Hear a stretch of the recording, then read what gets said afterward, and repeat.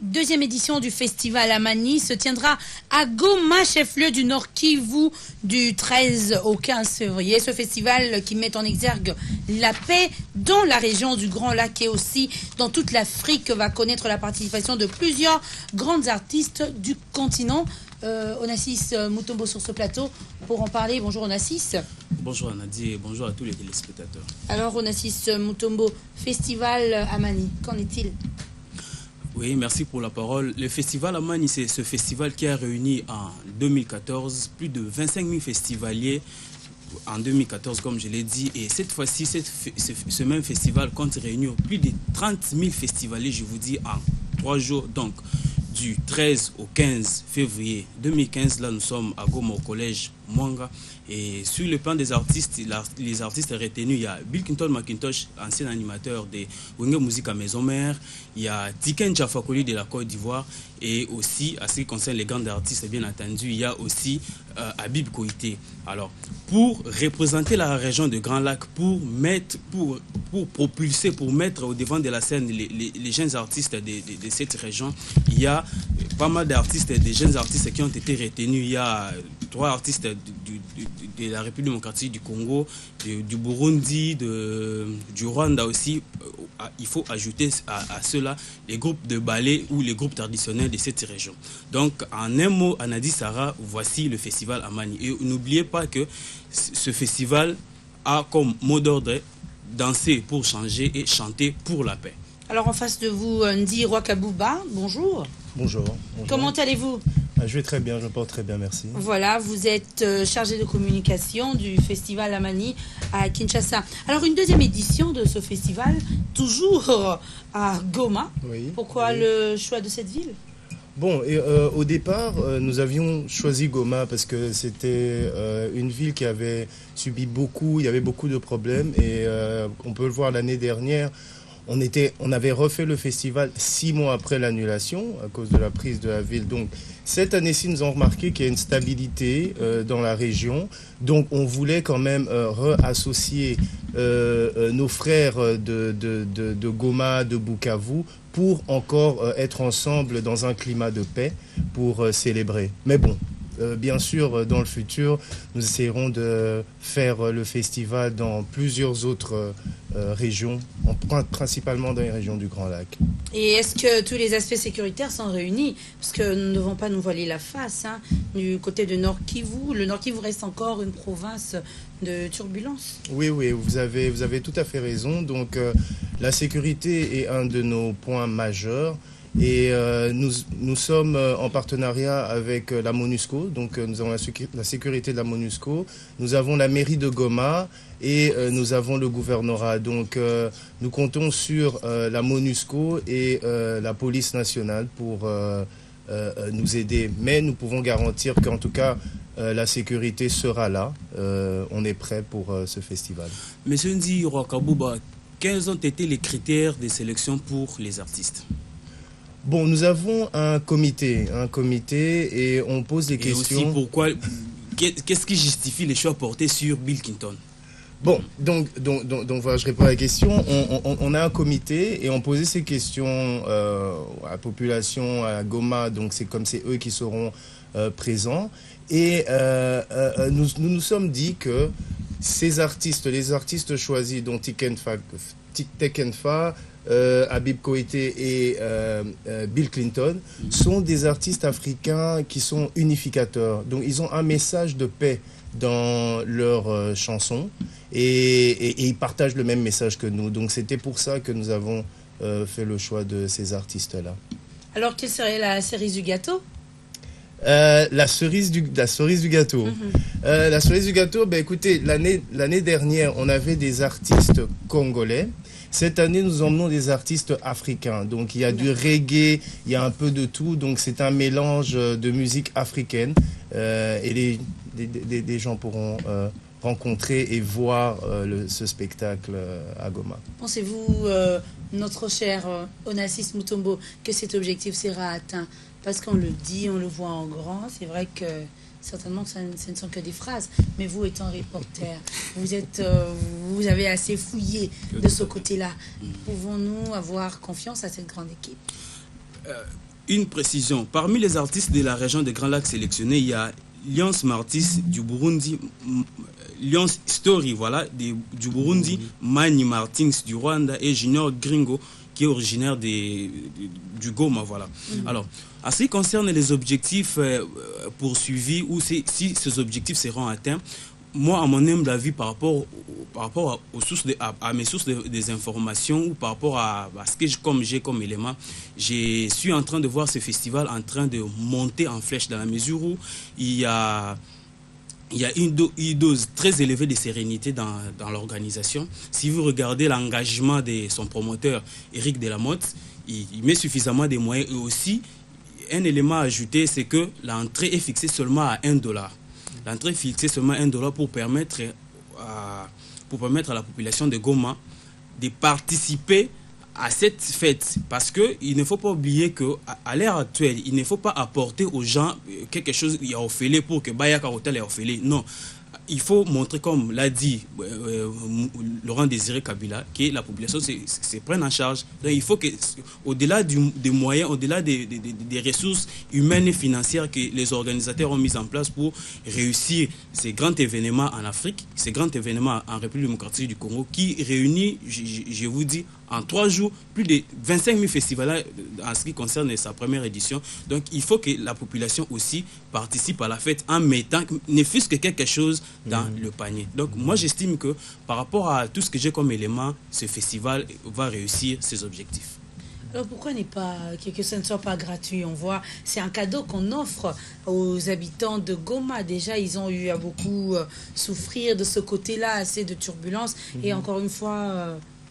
Vous savez, ce que je dirais, c'est que beaucoup ont donné de leur temps. C'est-à-dire que nous avons une centaine de bénévoles qui nous aident pour la réussite de ce festival. Les artistes également ont donné beaucoup d'eux-mêmes. Ça veut dire qu'il y en a plusieurs qui ne prennent même pas de cachet, qui viennent juste pour nous assister. Donc, on s'est dit que la population aussi doit adhérer à cette idée et nous aider. Ça veut dire en donnant le minimum possible pour 3 jours de festival. Donc, on s'est dit que bon, $1, c'était la population est capable de nous aider aussi. Donc, c'est pour ça qu'on a mis ce tarif. Mais concrètement, on ne va pas aller gauche-droite, mais c'est quoi votre objectif? C'est quoi votre point focal? Qu'est-ce que vous voulez? Qu'est-ce que vous visez? En fait, on a remarqué la musique, la danse, comme on peut le voir même avec le sport, il y a juste quelques jours, que ça unit les gens. Et nous, notre objectif, c'est de prendre les gens de différentes cultures, de ces personnes qui ont eu l'habitude de se battre et de les mettre ensemble autour de la musique et de les voir danser, de les voir chanter ensemble. Ça, c'est un des premiers objectifs. Le deuxième objectif est de transformer la vision que le monde a de cette région qui est Goma, parce que c'est une région extraordinaire de point de vue culturel, de point de vue musical, de point de vue touristique. Donc, en emmenant toutes ces personnes-là, on veut montrer une image différente, le dynamisme des Congolais, le dynamisme et les atouts de cette région également. On va faire un pas en arrière. Onassis Mutombo, vous avez suivi la première édition de ce festival. Essayez de nous faire le bilan. À ce qui nous concerne par rapport aux résultats de la première édition, cette édition-là a vraiment réussi dans la mesure où, je ne peux pas me répéter si vous le permettez, 25 000 festivaliers, Lexus Légal, Loko Kanza, Innocent Baloumé à l'affiche, pas mal des artistes locaux, des groupes et ballets traditionnels de la région de Grand Lac, Rwanda, Burundi, RDC, Tanzanie. Les artistes étaient là. Et il ne faut pas oublier, il y a certaines sources qui affirment qu'entre la RDC et le Rwanda, il n'y a presque pas de barrières. Donc, les populations du Rwanda et du Goma s'échangent facilement. Donc, il y a eu des populations qui venaient de partout pour venir suivre les artistes qui ont donné des spectacles inédits sur scène. Donc, à ce niveau-là, sur cette base-là, sur cette logique-là, moi, je pense que voir les communautés se mettre ensemble pour chanter la paix, pour danser avec des visions bien déterminées, des visions pour créer une région des Grands Lacs unique, pour créer une région des Grands Lacs aussi forte, j'estime que c'est vraiment quelque chose qui n'existait pas. Parce que quand on parlait festival en RDC, on voyait d'abord Kinshasa et plus ou moins Lubumbashi. Mais amener un tel festival du côté de Goma, c'est une réussite. Deuxième élément, au-delà de la musique, au-delà de la danse, si vous voulez, il y a aussi l'effet de réunir les ONG. L'édition dernière, il y a eu 50 ONG qui ont exposé leur matière, qui ont exposé des thématiques en organisant des conférences, débats. On a invité des étudiants, même classe basse, classe moyenne, si vous voulez, pour venir suivre les thématiques. Parmi les thématiques, il y a aussi comment se mettre ensemble pour construire un avenir meilleur. N'oublie pas que Lumumba a dit l'histoire, la vraie histoire de la République démocratique du Congo sera écrite par les Congolais. Donc c'est dans cette logique-là que ce festival est en train d'œuvrer. Il consomme toujours bio, celui-là. Non, parce qu'il ne faut pas oublier qu'il y a un ministre récemment qui a lancé une campagne, Lata Lia Congo. Moi, je suis habillé vraiment en Congo. On te l'accorde avec ton libaya, mais bon, on te l'accorde néanmoins un complément, dit Wakabouba. Écoutez, comme dernier mot, je voudrais en tout cas dire à tous les festivaliers de Goma, de Bukavu, de Beni, de Kinshasa, du Rwanda, du Burundi. Là, vous lancez déjà l'appel. On va vous donner le temps pour ça. Vous aurez le temps de lancer l'appel. Voilà. Mais avec nos Onassis, nous parlions du bilan, ce qui s'est passé pour la première édition. Oui, le bilan. La première édition était excellente. Vous savez, on a commencé à parler de ce festival il y a 3 ans. Et l'année dernière, pour la première édition d'un festival, faire 25 000 festivaliers, dans le calme et la réussite totale, c'était magnifique. Donc on s'est dit avec un succès tellement grand, on allait faire la deuxième édition. Je pense que celle-ci sera encore mieux. On avait commencé avec des artistes congolais, comme je l'ai dit auparavant. Deuxième édition, ce sont des artistes africains. Nous gardons une surprise pour la troisième édition. Ah, une grande surprise. Alors, quelles ont été les faiblesses de la première édition? Bon, écoutez... Mais bien sûr, vous n'allez pas nous dire qu'il n'y avait pas de faiblesse. Non, il y a toujours des faiblesses. Il y a toujours des faiblesses pour réussir. Pour la réussite de ce festival, c'était très très dur, mais je dirais on a toujours besoin de soutien. Hein. Je veux dire, 3 jours de festival et avoir toutes ces personnes, c'était quand même lourd. Nous avons réussi à le faire, mais c'était lourd. Donc nous avons toujours besoin de soutien. Donc je dirais c'est un peu ça qui... C'était la plus grande faiblesse de la première édition. Voilà. Vous êtes senti seul? Non, on ne s'est pas senti seul, mais on pouvait être encore plus. C'est un peu ça que je pourrais dire.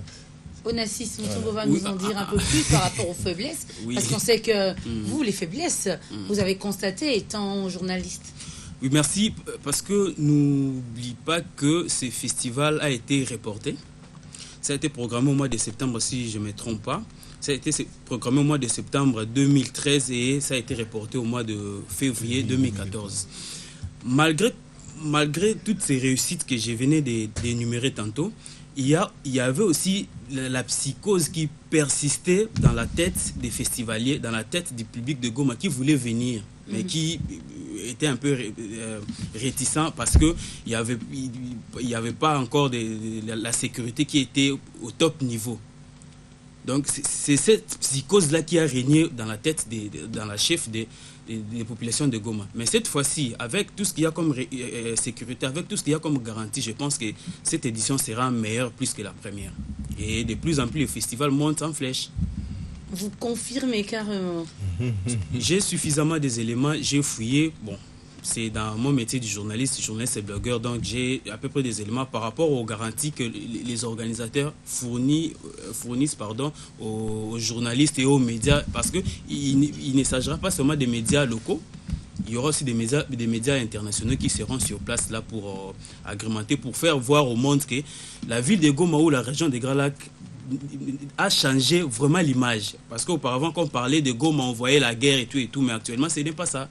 Goma vit, Goma vibre. Donc, il faut aussi que la République démocratique du Congo et le monde vibrent avec elle. Un message particulier à tous ceux qui vous suivent, Nzi Rwakabouba? Écoutez, le message c'est, encore, je répète, nous vous attendons tous. Nous sommes pour le 13, 14, 15 février. Et je remercie particulièrement RTGA et le groupe Avenir pour votre soutien dans le festival. Merci beaucoup. Et à la question du jour, je vous la pose aussi. Pouvez-vous vivre sans téléphone? On répond par oui ou non. Oui, je peux. Pouvez-vous vivre sans téléphone? Auparavant, on vivait sans téléphone. Non, non, non. On répond par oui ou non, Nassis. Naturellement, oui. Voilà. Mais là, je n'ai pas senti. Dans vos yeux, je n'ai pas lu cette vérité. Oui. Je n'ai pas lu la vérité, mais merci en tout cas à vous de nous avoir suivis. Aujourd'hui, dans Carrefour, il y a eu 2 sujets qui ont été exploités. Le monde qui célèbre la journée sans téléphone mobile. À cette question, pouvez-vous vivre sans téléphone mobile? 90% ont dit non. Et 10 personnes ont dit oui. 10%, hein. On dit oui, on peut vivre sans téléphone mobile, mais 90 quand même, on ne peut pas. Je fais partie des 90% des personnes qui ne peuvent pas vivre sans téléphone. Et un deuxième sujet, nous avons parlé de ce grand festival à Mani qui aura lieu du 13 au 15 février. L'actualité sportive avec Ben Goy était au rendez-vous. À ceux qui nous ont suivis pour la première fois, merci de rejoindre cette grande famille, merci de rejoindre notre monde, et à tous les habitués du magazine matinal Carrefour, merci de votre fidélité sans cesse renouvelée. Aujourd'hui, Samuel Johnson nous recommande d'améliorer le moment béni de l'opportunité et de saisir le bien qui se trouve à notre portée. Voilà le grand art de la vie. Au revoir.